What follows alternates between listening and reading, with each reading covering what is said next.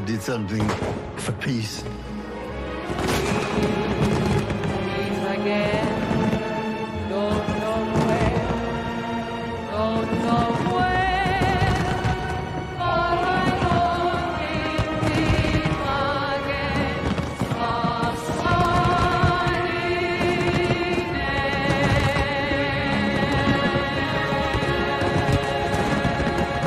Even in the darkest moments, there is always hope.